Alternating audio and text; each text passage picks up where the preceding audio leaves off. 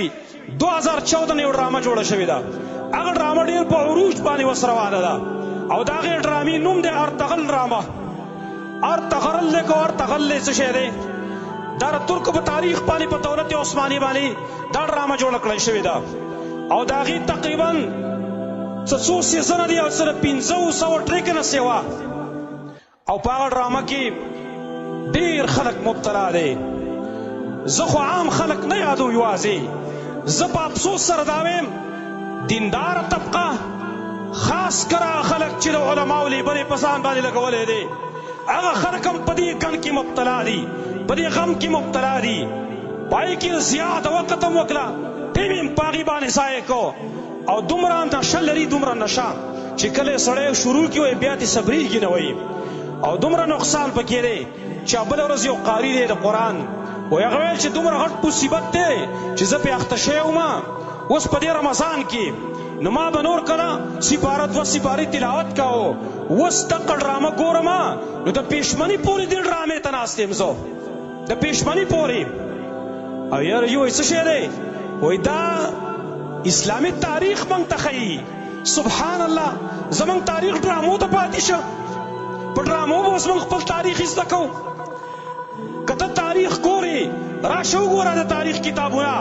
البدایه والنهایه د ابن کثیر اردو کې هم چاپ د خیر دی که ته یې په عربۍ کې ده. تاریخ طبري د ابن جریر وګوره، الکامل د ابن العسیر وګوره، تاریخ ابن خلدون وګوره، المنتظم د ابن الجوزي وګوره، دا نور کتابونه د تاریخ هغه مطالعه کا، تا ته په خپل اسلامي تاریخ پته ولګي. و ډرامو ته خبره راله، بلکې زه ډېر په افسوس سره دا وایم چې بعضې مدارسو کې بعضې علما د دې ډرامې ترغیب خلکو ته ورکوي چې دا وګورئ د دولت عثمانیه او پای کې نقصان څومره دی زما وروڼو، نقصان د هغې وګورئ. اگر چې پای باندې ډېر علماو ردونه لیکلي په ډېر په تفصیل سره تاسو په ګوګل کې سرچ کولی شئ. زه تاسو ته غټې خبرې د هغې ذکر کوم. اول نمبر په دې کې غټ نقصان دا دی چې په دې ډرامه کې د واده نه مخکې د عشق معشوقې بحث شروع دی. یو هلک عاشق وي، بله معشوقه وي، عشق معشوقه پای کې شروع وي، د یو بل سره د محبت اظهار دا خبرې پای کې شروع وي. یعنی زمونږ نوجوان نسل ته د نه واده نه مخکې د عشق او د معشوقې درس ورکېدلی شي چې عشق معشوقه کوئ خیر دی. دا غټ نقصان په دې ډرامه کې تاسو کتلی شئ. دویم نقصان په دې کې میوزک په دې کې موجود دی، د شیطان حواس په دې کې موجود دی. خپلې روجې موږ په دغه میوزک باندې خرابې کړې،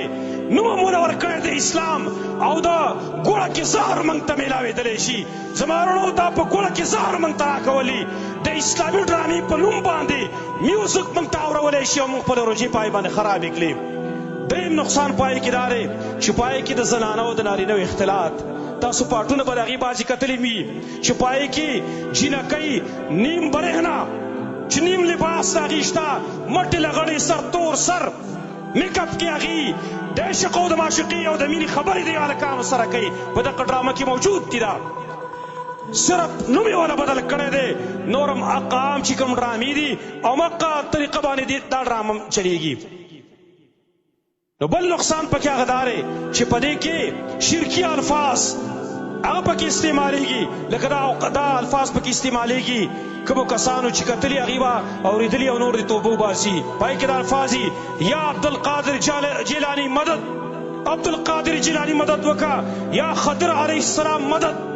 خضر علیه السلام مدد وکړه. د شرک او د کفر الفاظ په دې کې استعمالیږي. لږ په توحید غیرت ته درځي تاسو نه، د الله په وحدانیت غیرت ته درځي چې د شرک او د کفر الفاظ تاسو اورئ خوند تې هلئ. بل نقصان پای کې دا دی چې پای کې مخکې یو ملا تېر شوی، یو بدعتي یو ملحد ابن عربي، هغې پکې د ولي په شکل باندې پیش کړی چې دا ولی الله دی او هغه په یو ځای کې ناست دي او کشف ورته کېږي چې ارطغرل ته صاحب تکلیف دی او د دې ځینې کسان پسې دي. د کشف خبرې پای کې د غیب دانۍ ابن عربي ته پېژنې وې. ابن عربي څوک دی؟ ابن عربي په باره کې امام بقایي مستقل کتاب لیکلی د هغه په کفر باندې چې د کفري عقیده وه. کتاب یې لیکلی فصوص الحکم الفتوحات المکیه، عام میلاویږي اوس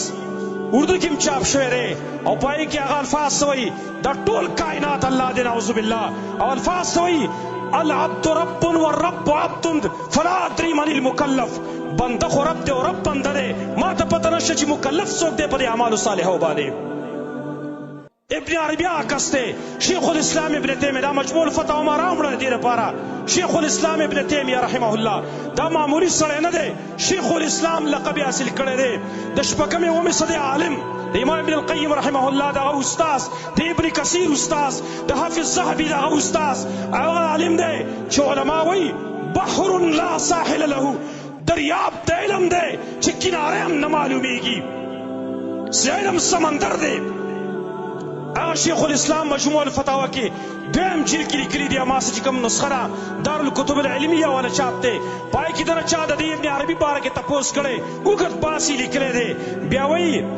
نو د هغه عقاید ذکر کوي د هغه او دارنګې د ابن تلمیساني او ابن فارز وغیره ابن سبعین نو دا یې ټول باره کې دا وایي ولهذا يجعلون فرعون من كبار العارفين المحققين وانه كان مصيبا في دعواه الربوبيه ودا ابن عربي او د ملګری خو خلق دی چې دیو فرعون د اوچت اولیاء نه ګرځولې دی چې فرعون غټ ولی الله دی وانه كان مصيبا في دعواه الربوبيه او دا چې دا دعوه کوله چې انا ربكم الاعلى دا دعوه دا بالکل صحیح وي ځکه